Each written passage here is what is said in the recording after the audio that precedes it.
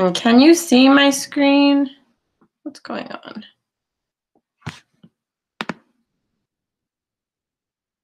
It says I'm sharing.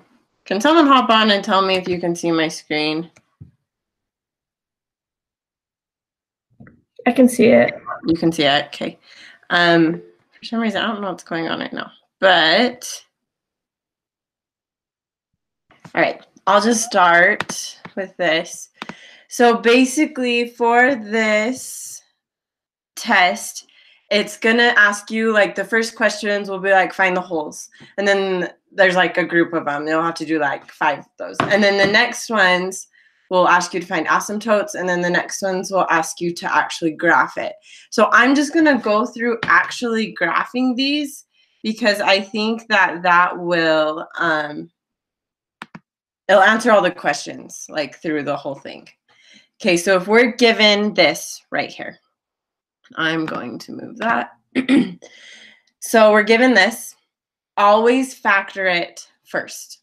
So the first thing I'm going to do is I'm going to factor out a -2 on top. So I'm left with x squared minus x minus 6.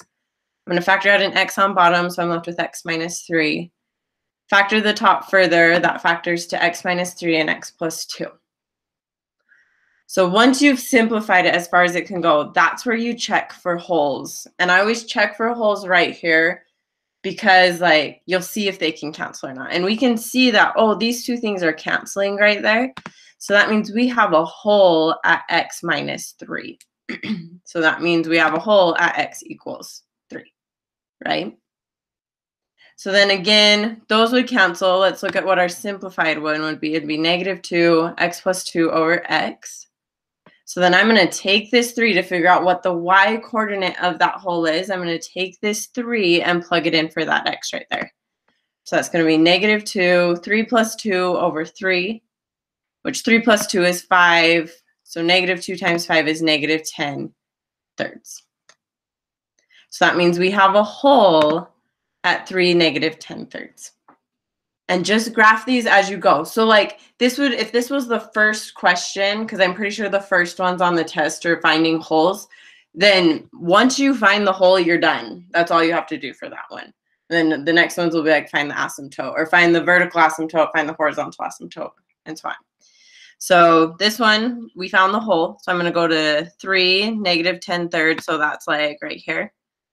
Because that would be like 3/3, 6/3, 9/3. So 10/3 is just a little over -3.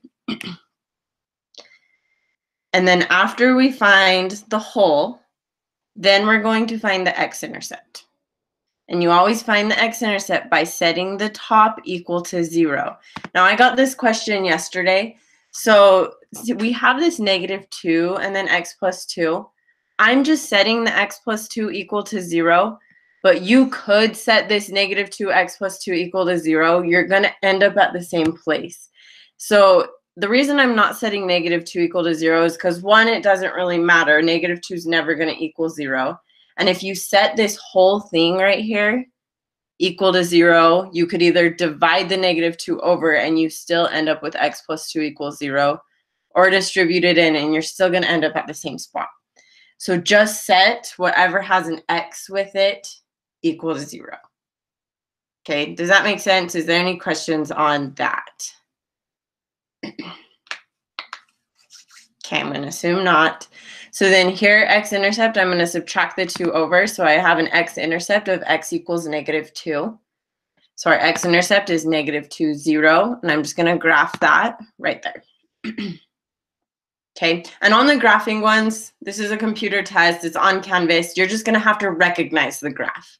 Okay, so it might help to like draw it out, but you just have to recognize which one is the graph. Now, vertical asymptote, that's where you set the bottom equal to 0 or the denominator equal to 0. So this one is the denominator is just x, so x equals 0. So that's our vertical asymptote, which means that we have a dotted line right there. And then horizontal asymptote, P equals Q. And it doesn't matter because you have to look at your cases. Remember, P is the numerator, the degree of the numerator. Q is the degree of the denominator. So here, if we look here, they're both squareds, which means the degree of P is 2 and the degree of Q is 2. Or even if we looked here, they're just both 1, because that's just an X, that's just an X. So it doesn't matter which one we look at. In either way, it's going to be P equals Q. So that means we have to look at the ratio of the leading coefficients. Well, the leading coefficient on top is -2, and you can see this in both places. And the leading coefficient on bottom is 1. And again, you can see that in both places. So -2/1, which is -2. So we have a horizontal asymptote at y equals -2. And again, just go down to and draw that. I always draw these like as they come up, okay? Any questions to this part? Okay, so basically we've gone through like 3/4 of the tests at this point, because the first ones are like find the holes, second ones are find the vertical asymptotes, third ones are find horizontal asymptotes.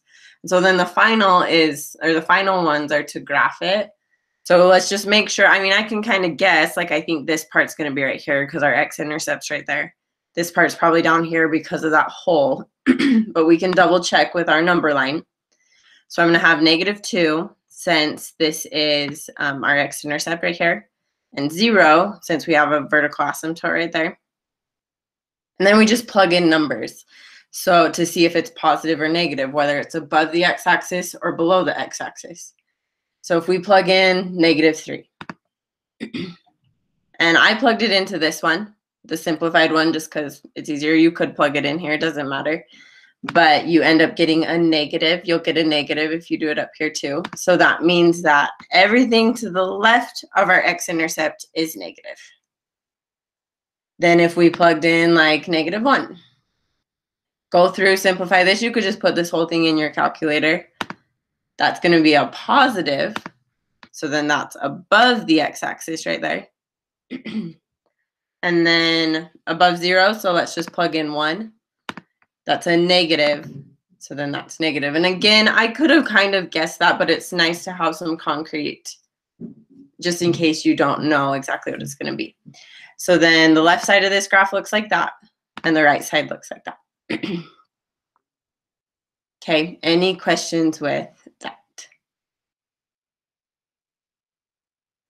Okay, domain here, -∞ to 0, and then 0 to 3 because of our hole, and then 3 to infinity. Range, -∞ to -10/3 because of that hole right here. Remember, range is bottom to top.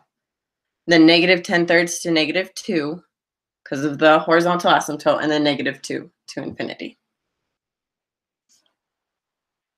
Okay, questions with that? Okay, let's do another one. I'm going to do one where like of each of these cases. So there's going to be 2 more examples. And hopefully we're good. So this one, again, first simplify the function. So I'm going to factor the top, x² plus x minus 12 factors to x plus 4 and x minus 3. The bottom, I'm going to take out that -3 and I'm left with x minus 2. Okay. So then here, there's no holes, nothing canceled.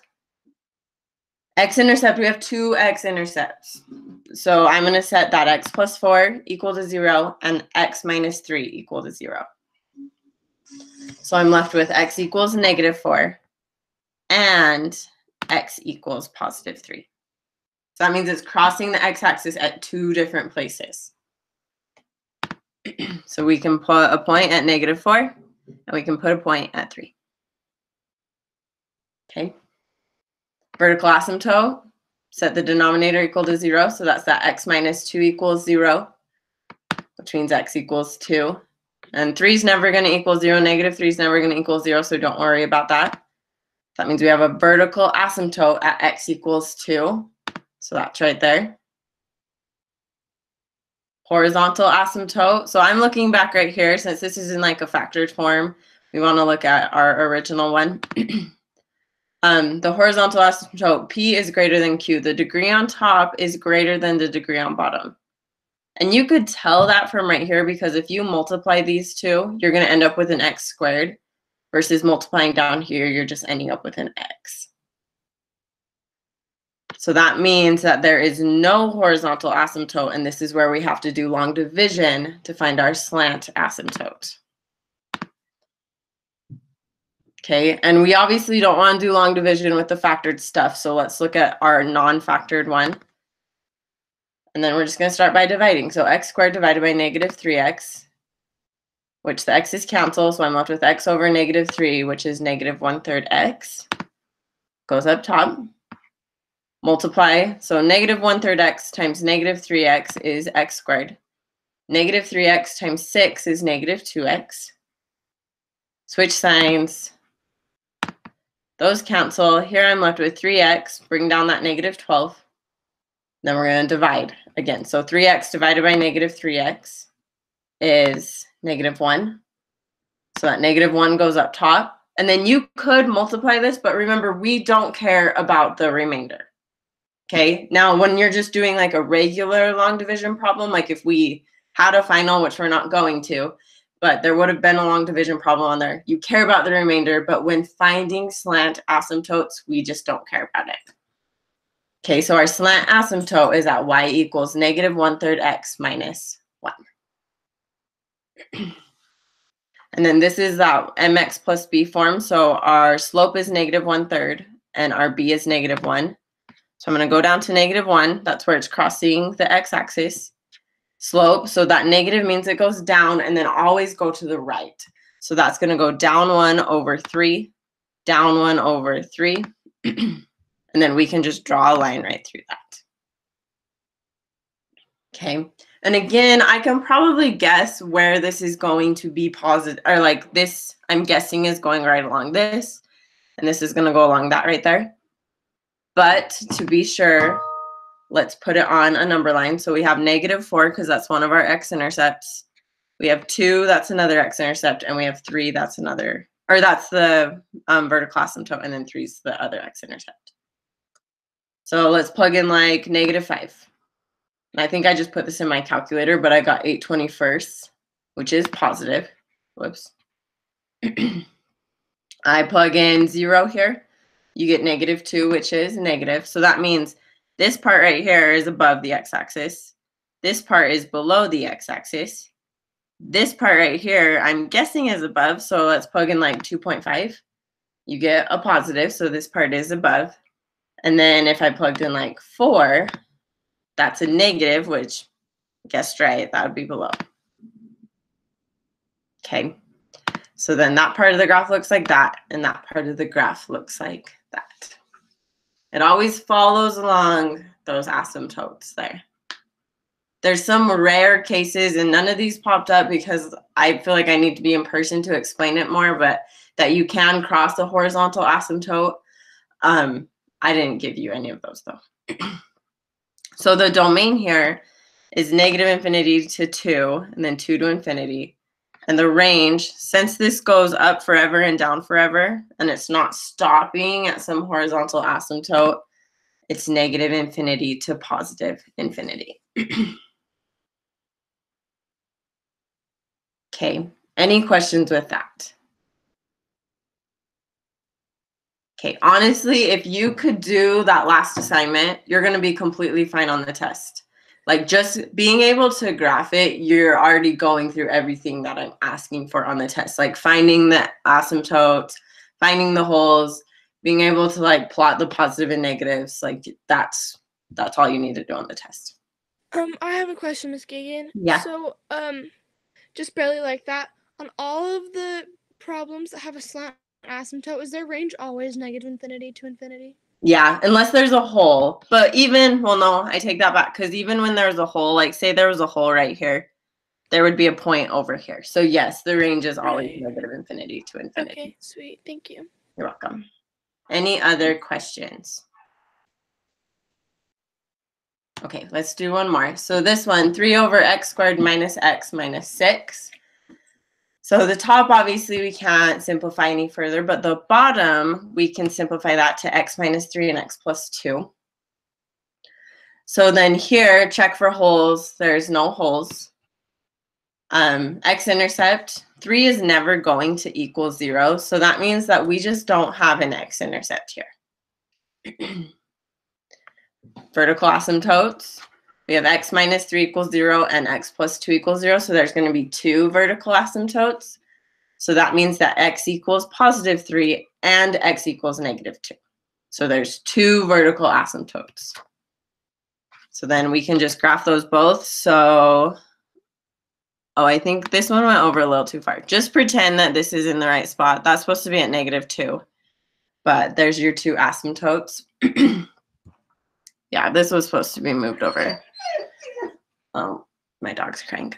So then horizontal asymptotes, the degree on top is less than the degree on bottom. So that means that's our easiest horizontal asymptote. It tells us exactly what it is, that y equals 0. So we have a horizontal asymptote at y equals 0. Okay, again, this asymptote was supposed to be at negative 2. That's wrong. It's supposed to be moved over, but this is a PowerPoint and it's gonna, like, even if I fix it, it's gonna be all messed up still. Okay, and then this one, definitely have to draw out our number line because I have no idea, like, if it's gonna be where they're gonna be at. So if I plug in a number less than negative 2, let's say negative 3, I get a positive. So that means this side must be up here. If I plug in like 0, that's a negative, so it must be down there. If I plug in, let's say 4, it's positive, so this part's positive. So then our graph looks like that. Okay, and I know this looks like a parabola, and I just eye this. Like there's not necessarily, I don't know what this high point is right here. I just eye it out. Okay, it gets really close to 0 right there though. Okay, and so then our domain here is negative infinity to negative 2, negative 2 to 3, and then negative 3 to infinity. Our range is negative infinity to 0, and then 0 to infinity. Okay, and it might not be 0 because this high point doesn't reach 0. So that is actually, you'd have to find the high point. But again, we're not in person. I'm not even asking you to find the range. So like if I did, this would be perfectly fine. Okay, any questions with that? Okay, any questions with like what to expect for the test tomorrow? Okay, well then that is basically it. If you go onto Canvas, I'll just get on there because why not? So if we get onto Canvas, I'm accepting all late work. So even if you have late work from like past units and you need to turn those in, you can turn those in. But if you go onto here, oh yeah, I made a video, watch the video. This review, this is where I'm going to post this video, so you can find the review or the video right here. This is optional, and then the test is right here. It will be open. It opens tonight at midnight, and it will close tomorrow at midnight. And I've already posted all the answer keys, so if you need to find the answer keys, click on modules, and then go down, clear down to Unit 12. There's 12.1, 12.2, and 12.3 answer key. Okay, and that's pretty much it. I'll stay on for like 10-ish minutes if you have questions, but I'm going to stop recording this, and then, yeah.